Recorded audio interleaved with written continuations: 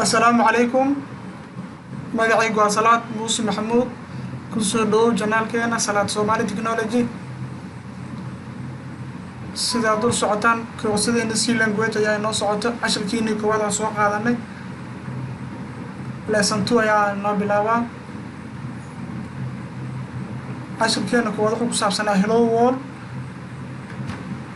casharkeena caawa cashar kale wuxuu ku saabsan yahay variables in C language waxaan isticmaalaynaa code block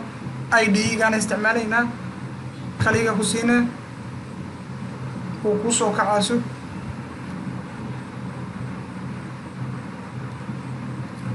kaliya ku siinaa uu noo soo kacay then waxaan leedahay create new project kaliya ku siinaa console application kaliya ku siinaa then go aan leedahay hadda C++ calaamadda buluuga ay dul saaran tahay waan ka bedelaynaa aniga C language aan noqosaa C language ku shaqeynayna C language kaliya ku siinaa then next خدها project title ولا بح title كأنه هو C language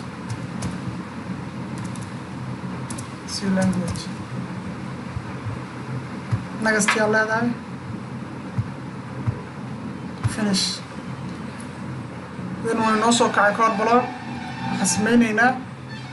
ماشي سيسوق سكوت على علامة داس بلاس تاع كليكوسينة حنوصل بحم main.c كليكوسينة دبل كليك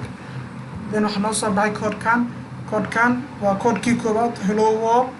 sida loo sameeyo casharkiina koowaad uu ahaa dacaa casharkiina labaad wuxuu ku saabsan yahay variables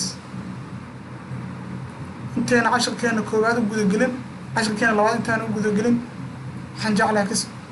macnaha loola jeedo variables iyo wuxuu taagan yahay qaabku u shaqeeyo inaan asigoo theory aan qaadano ka bogano lesson 2 عشر لبعض وحقوق سابسين variables محا ريحتان كيسة variables ريحتان كيسة وكان variables are simply names used to refer to some location in memory that holds a value with which we are working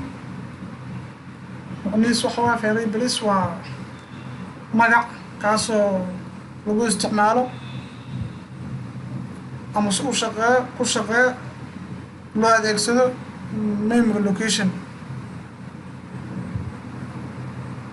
wuxuuna leeyahay ama soo qabtaa value that only value gaas oo shaqeey doono tana waa kana memory location waa kana qaanadahan waa memory location kii waa kana memory location علامتان A iyo B waa identifier macnaha identify waa A iyo B daas waa variables balse hadda wuxuu taagin identify waxa cadeynaa meeshan qaaradan magaca loo yaqaan soo kale adiga magaca leedahay magacaada identify passport-kaaga magacu leeyahay magaca lagu aqoonsanaa anada magacayga Salaad waa magaca lagu aqoonsanaa waa Salaad qaaradan memory location ka qaybtan magaceedu waa A هذا variable لو يقنا مسوح هذا identify قاعدة address كده وحوا صاروا كده كانوا أسواق تاني كون كاس عمل address وتاي كقاعدة هذا قيمة وذكرتها صاروا كده يقولون متى شن يقولون متى أي value يقولون متى 10 يقولون متى 20 يقولون متى variable معنيس يقابل شغله كاس variable وحو عدينا memory location كا أي وحو يهاي identify تصالة كله قيبتان قاردان memory location كا identify وحو A قيبتان كله وحو B قيبتان كله C قيبتان D نام كاسو كله تود هنا فهمتين أفضل إن شاء الله البروجرام كنا بلابن هنا shift hash include less than greater than قاعدين stdio.h علامة greater than قاعدين انتو على shift hash include less than أسوأ قاعدين conio.h stdio conio dot head stdio iyo conio dot head include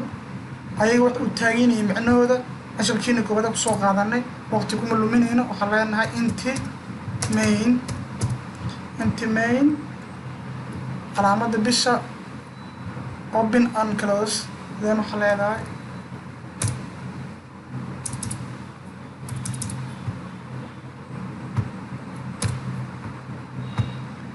koodkeena meeshaan ku qoraynaa sida uu socotaan main programkeena wuxuu ka bilowdaa main bracketkaas iyo bracketkan intuu dhaxayso koodkeena waa programka waxa uu ka bilowdaa main oo ka bilowdaa C program ama C++ haddii aad aragtay program kasta wuxuu ka bilowdaa main intiina ku bilowdaa oo malayn include iyo intiina ku bilowdaa oo malayn meeshaan uga bilaabanaa markaas waxaan leenahay waxaan soo qaadanaynaa data type iyadoo noo soo socotaa next lesson waa data type waxaan qaadanaynaa tusaale kale integer aan qaadanaynaa character maxaan qaadanaa oo kala qaadanaynaa semicolon kan hadda waxaa loo yaqaanaa slash aa leedahay double slash waxaa loo yaqaan daas inti waxaa loo yaqaan declaration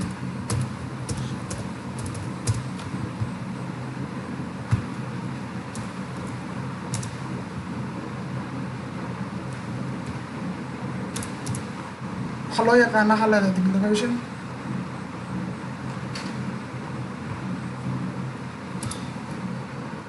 aadiyaa soo qaadanaynaa equal to waxay kula mid tahay tusaale kale ay value qaadanaynaa equal to 10 ay la mid tahay leedahay semicolon kan waxaa loo yaqaanaa leedahay initialization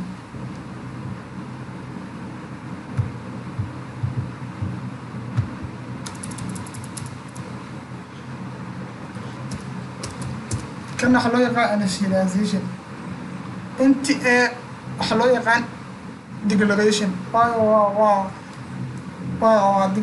waa qeexda xamal inti equal to 10 markaan value haysataa qiime haysataa qiimahaas initialization waxaan leenahay meeshaan kan loo baahnay dilada iska dhigaynaa kana sidoo kale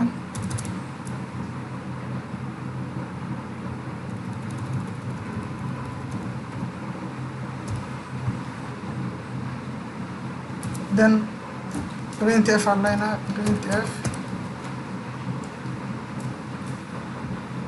calaamada bisha fure quotation double quotation maaga qaadana waxaan leedahay equal waxay kula mid tahay percentage d y percentage d u qaadanaa percentage d waxa uu qaadanaa waxay kula mid tahay 10 waa integer value marka waxa uu qaadanaynaa d saas ula socon equal to kula mid tahay percentage d then waxaa leedahay comma meeshaas gelina argumentiga statementiga semicolon oo dambeeyo statement kasto semicolon oo dambeeyo taas ula socon statement kasto ayu statement semicolon oo dambeeysa then waxaa leenahay return zero waayo return aanu dhahaa waxaa la isticmaalay integer haddii aad isticmaasho waa inuu value soo noqdaa integer value waa inuu soo laabtaa compile ku sameynana sidii inuu wax naga qaldan tahay in kale haddii wax naga qaldan tahay noo sheegay compile meeshaan oo qalad ka jiro oo waa kana calaamad guduud oo ku soo dhigay meeshaan qalad ka jiro meeshaan oo isticmaalo marka sida ka dhiga waa kana hadana compile sameynayna wax qalad ah hadda ma lahan build wax qalad ah ma lahan execute ku sameynayna waa kana equal to kula mid tahay 10 waa kana hadda waxaan haysanay equal to 10 ahead printf qaabkaas u daabacan equal to percentage d then comma argumentigo waa kana waxaan leenahay waxay kula mid tahay 10 tusaale kale waxaan doonaynaa inaan hal meel ka wada dhigno kan sameynaynaa inti equal to 10 qaabkaasoo kalena isticmaali kartaa qaabkan oo kale ka sii fudud oo declaration and initialization hal meel laisku wada keenay waxaa leedahay combine then waana leedahay halkana a equal to 10 same maadaama programkeenu ku saabsan yahay caawo koodkeena variables example kale ka bixinaynaa example kale waxa waa data type hadda waxay isticmaalaan inta data type hadda waxay isticmaalaynaa oo integer waxa la wixii yani decimal ah waa wixii point aanan wadanin oo decimal ah tusaale kale 10 20 30 40 60 50 like that wixii aan point aanan lahayn wixii point la waxa loo isticmaalaa float iyo double hadda waxaan isticmaalaynaa float oo wixii point wato tusaale kale waxa leenahay 15.5 semicolon kana ku bidhanayna control C meeshaan ka bedelaynaa float inta ku qaadanayna variable aan qaadanayna float C ama float number wala soo gaabshay semicolon inti a equal to 10 ahead hadda waxaan qaadanay float waa idin sheegay waa wixii yani point wato number equal to 15.5 meeshaan waxaa ka dhigaynaa number wala soo gaabshay intana waa bedelaynaa number is equal percentage d meeshaan d ma isticmaalin waayo d waxaa loo isticmaalaa wixii decimal ah oo integer ah oo point aanan wadan hadda waxay isticmaalaynaa f ay isticmaalaynaa meeshaas so f ay isticmaalaynaa halkana kaliya ku siinay then waxa u dhexaysiinaya meeshaan new line aan gelinaa si statement kastaba ee page cusub ugu bilaabatay new line aan leedahay new line compiler sameynaa then run aan leedahay halkana a equal to 10 number equal to kulmita 15.5 solo kale meeshaan f ta haddii aan ka dhigno d aan isticmaalno decimal integer uu diidaa qalad waa inuu leeyahay halkana number equal to 0 waayo ma aqoonsano maadaama float tahay f aan leenahay float point halkana halkaas uu shaqeey example kale si isticmaalaynaa tusaale kale waxaan leenahay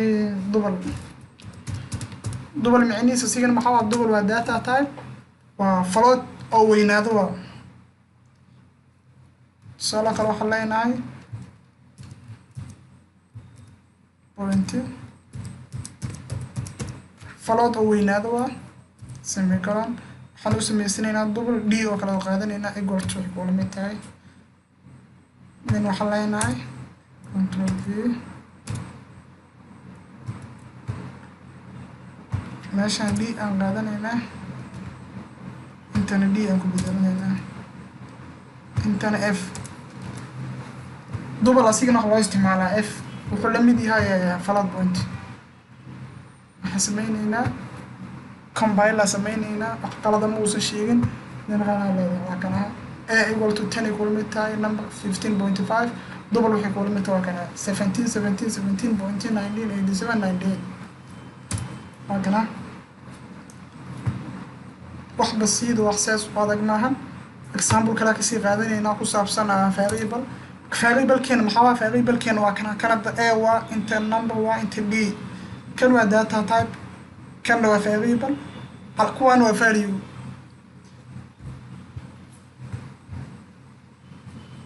qaadanayna tusaale waxaan qaadanaynaa character aan qaadanaynaa asigana waa data type kaleeto chr c oo kale aan qaadanaynaa semicolon waxaan leenahay c equal to waxay kula mid tahay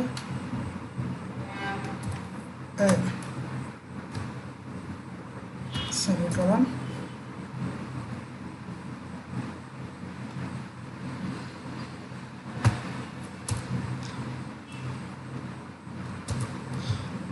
sigana waxaan ka dhiganaynaa c meeshaan waxaan ku bedelaynaa c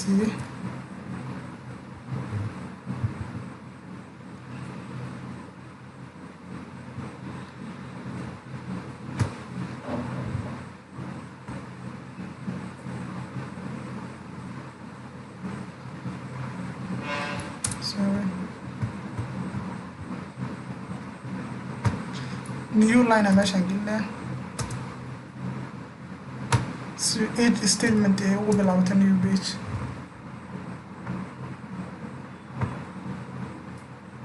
c equal to wuxuu kula mid tahay 97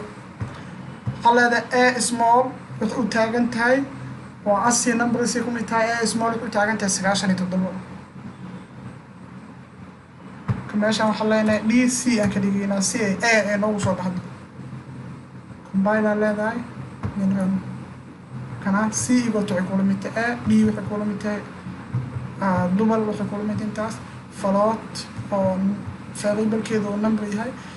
integer oo variable-keedu a yahay 10 ay kula mid tahay ashirkeena maanta wuxuu ku saabsanahay macnaha loola jeedo ama waxa loo isticmaalo variable iyo qaabka loogu shaqeeyo dawakana integer waa data type daas waa variable-kaas wuxuu kula mid yahay 10 way value intaada waa float waa data type farqiga u dhexeeya this int iyo float waxa waa kan waa wixii decimal oo aan point wadan oo real number wixii decimal oo aan wax point aan lahayn floatna wixii point wato double-kuna waa float oo weynaado camal float-ka duu weynaado double isku bedelaa kan asigana ka chr asigana waa